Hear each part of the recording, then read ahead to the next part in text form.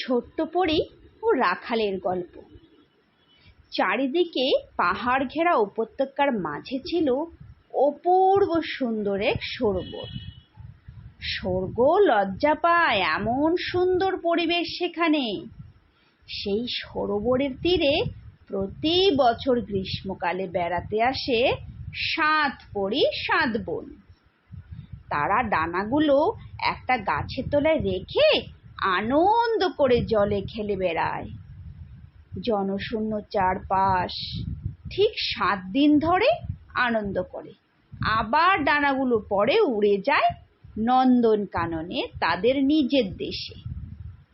এদিকে কাছাকাছি যা কিছু গ্রাম আছে সে খবর তারা না রাখলেও পরীদের সব খবর রাখে কিন্তু সেই গ্রামেরই এক অনাথ রাখাল ছেলে। সে গরু চড়ায়, বাঁশি বাজায় আর দূর থেকে দেখতে থাকে পরীদের কাণ্ড কারখানা। এক সময় তার খুব ভালো লেগে যায় সবচেয়ে ছোট্ট পরীটিকে। কি অপরূপ মিষ্টি চেহারা! ওকে দেখলেই রাখালের বাঁশিতে বেজে ওঠে স্বর্গীয় সব সুর। দূর থেকে পরীরা তা শুনে আর অবাক হয়ে ভাবে, এমন সুন্দর সুর কে বাজায়? এই সুর তো নন্দনকাননের পাখিদেরও অজানা। তারা মুগ্ধ হয়ে শোনে, কিন্তু রাখাল থাকে আড়ালে, তাকে কেউ দেখতে পায় না। একবার হলো কি, রাখালের মাথায় একটা দুষ্টু বুদ্ধি জাগলো। পরীরা যখন স্নানে ব্যস্ত, সে চুপি চুপি এসে দাঁড়ালো সেই গাছতলাটিতে যেখানে খুলে রাখা আছে পরীদের ডানাগুলো। বেছে বেছে সবচেয়ে ছোট্ট ডানা জোড়া নিয়ে এসে লুকিয়ে রেখে দিল একটা বড় গাছের ফোকরে। তারপর ধীরে ধীরে সরে পড়ল সেখান থেকে। এখন 7 দিন পরে পরীদের যাবার সময় হলে দেখা গেল তাদের ছোট বোনের ডানা জোড়া নেই সেখানে। অনেক খোঁজাখুঁজি করেও তারা সেটা পেল না। এদিকে বাবার কড়া হুকুম, 1 সপ্তাহের বেশি তাদের স্বর্গ ছেড়ে থাকা চলবে না। কি করে সবচেয়ে যে বড় পরী সে তার ছোট্ট বোনকে বুঝিয়ে বলে, উপায় নেই রে বোন, আমাদের যেতেই হবে, আর গেলে পরের বছরের আগে আর আসতে পারবো না। তুই বরং এখানে থেকে ডানাজোড়া ভালো করে খুঁজে দেখ, পেলেই দেশে চলে আসিস, কেমন? আমরা বাবাকে বুঝিয়ে বলবো, তিনি যেন রাগ না করেন।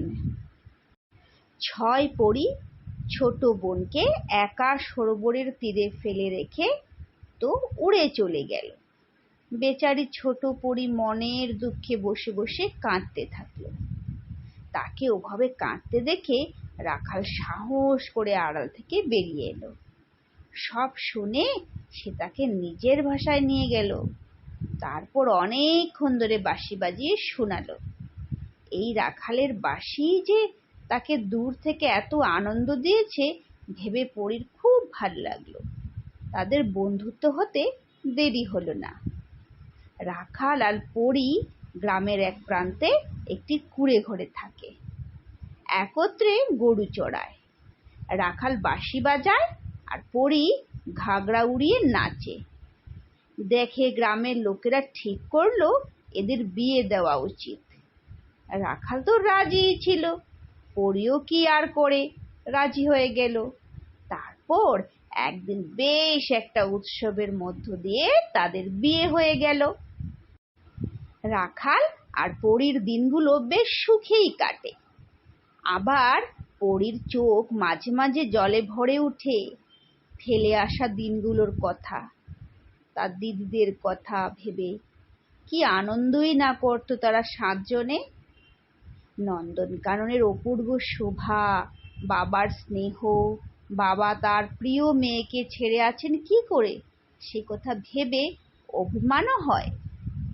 এরকম সময়ে রাখাল তাকে বাঁশিতে মিষ্টি সুর বাজিয়ে শোনায়। পৃথিবীর মানুষদের সব গল্প বলে। শেষে একসময় তারা সব ভুলে ঘুমিয়ে পড়ে। ঠিক 1 বছর হবার আগে পরীর কোলে আলো করে একটি ছেলে এলো।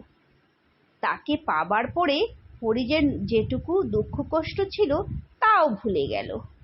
দেখতে দেখতে 1 বছর পার হয়ে গেল। পরী তো ভুলেই গেছিল, কিন্তু রাখালের মনে ছিল তার দিদিদের আসার সময় হয়ে এলো। রাখালের ঠিক চোখে পড়ল পরীর দিদিরা এক এক করে সরোবরের তীরে নামলো, কিন্তু তারা জলে না নেমে এদিকে ওদিকে খুঁজতে লাগলো। রাখাল তখন তাদের সামনে গিয়ে নিজের পরিচয় দিল।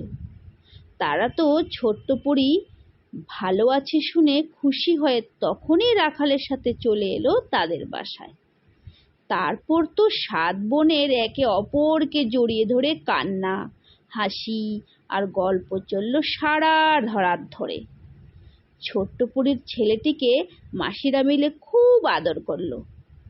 ঠিক 7 দিন পরে যখন তাদের যাবার সময় হলো, রাখাল এক ফাঁকে ছুটে গিয়ে ছোট্ট পরীর ডানাজোড়া নিয়ে এসে তার হাতে দিয়ে সব কাহিনী খুলে বলল। পরী স্তম্ভিত হয়ে শুনল। শেষে রেগে মেগে ডানাজোড়া পরে বলল, তুমি যা করেছো তার জন্য ক্ষমা নেই। তুমি থাকো এখানে তোমার ছেলে নিয়ে একা, আমি চললাম দিদিদের সাথে। তারপর সে সত্যিই সরোবরের তীরে এসে দিদিদের সাথে দেখা করে ওদের সঙ্গে উড়ে চলে গেল স্বর্গরাজ্যে তাদের বাসায়। কিন্তু স্বর্গে এসেও শান্তি নেই। ছোট্ট পরীর মন পড়ে আছে সরোবরের তীরের সেই পাহাড়ি গ্রামের ছোট্ট এক কুঁড়ে ঘরে, যেখানে আছে তার ছেলে আর সেই রাখাল।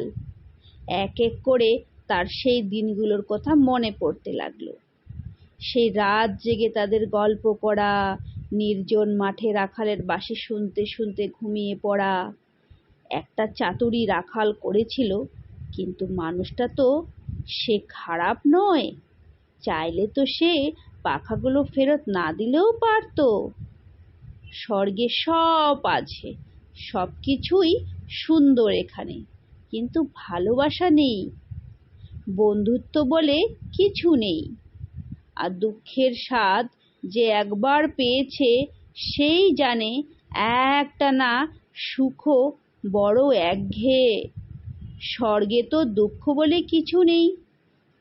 সবচেয়ে বড় কথা, সে ভুলতে পারছে না সে ছোট্ট বাচ্চাটিকে, যে আর কদিন পরেই তাকে মা বলে ডাকতো। না জানি সে কত কাঁদছে। রাখাল কি একা সামলাতে পারছে ওইটুকু বাচ্চাকে? ছোট্ট পরীর চোখে ঘুম নেই। চোখ বুজলেই কানে আসে ছোট্ট শিশুর কান্নার আওয়াজ। সেও কাঁদে আর শুধু এইসব কথা চিন্তা করে। ছোট যাই করুক, বড় দিদিদের চোখ এড়ায় না। শেষে ব্যাপারটা তাদের বাবাও জানতে পারলেন। তিনি বললেন, মানুষের দুনিয়ায় সংসার পেতে তুমি তো পরীদের দুনিয়ার নিয়ম ভেঙেছ। এর জন্য আমারও কিছু সম্মানহানি হয়েছে। তা শুধু শুধু তোমার শাস্তি বাড়িয়ে তো সে সম্মান আমি ফিরে পাবো না। তুমি যাও, যেখানে গিয়ে সুখ পাও যেতে পারো। রাজা চলে গেলেন। বোধহয় তার চোখেও জল এসে পড়েছিল। এদিকে রাখালেরই কি খুব সুখে দিন কাটছিল। পরী চলে যাবার পর থেকে ঘরদোর ওগোছালো। ছেলেকে সে না পারে ঠিকভাবে খাওয়াতে, না পারে ঘুম পাড়াতে। এক বুড়ি দায় দেখাশোনা করে বলেই কোনো মতে বাঁচিয়ে রাখতে পেরেছে। যাবার সময় পরী তার উপর রাগ করে গেছে, সেটাই স্বাভাবিক। তা বলে সে একবারও ভাবলো না তার কোলের ছেলেটির কথা। আর কি সে ফিরে আসবে কোনো দিন? রাখাল ভাবে আর অভ্যাস মতো ছেলেকে কোলে করে রোজই এসে বসে থাকে সরোবরের তীরে, সেই গাছটির তলায়। তার আজকাল আর বাঁশি বাজাতেও মন নেই। সেদিনও অমনি বসে আছে সরোবরের তীরে। হঠাৎ মনে হলো আকাশ থেকে কে যেন একটা নামছে। প্রথমে ঈগল পাখি ভেবে বাচ্চাকে কোলে নিয়ে লুকোতে যাচ্ছিল, তারপর বুঝতে পেরেই তার চোখ মুখ উজ্জ্বল হয়ে ওঠে। এই যে ছোট্ট পরী! রাখাল ভাবলো পরী বোধহয় থাকতে না পেরে তার ছেলেকে নিয়ে যেতে এসেছে। রাখাল ধীরে ধীরে ছেলে কোলে পরীর দিকে এগিয়ে গেল। কিন্তু এ কি করছো ছোট্ট পরী? সে মাটিতে নেমে ডানাজোড়া প্রথমে খুলে রাখলো, তারপর কোত্থেকে একটা চকমকি বের করে তার ঠুকে আগুন জ্বালালো। তারপর পাখা জোড়াটাকে নিয়ে সে দৃঢ়ভাবে সেই আগুনে ফেলে দিল। এ কি করলে তুমি? ছুটে এলো রাখাল, জিজ্ঞাসা ভরা দৃষ্টিতে তাকালো পরীর দিকে। আর তো তুমি ফিরে যেতে পারবে না। আর আমি যেতেও চাই না। এখানে তুমি আছো, আমার ছেলে আছে, আমার পরিবার ছেড়ে আমি কোথাও গিয়ে আনন্দে থাকতে পারবো না বলে ছুটে এসে সন্তানকে কোলে তুলে নিল ছোট্ট পরী। তারা পরম নিশ্চিন্তে হাঁটা দিল গ্রামের পথে। পিছনে পুড়ে ছাই হতে থাকলো পরীর ডানাজোড়া। চীন দেশের একটি রূপকথার ছায়া অবলম্বনে সমাপ্ত। নমস্কার।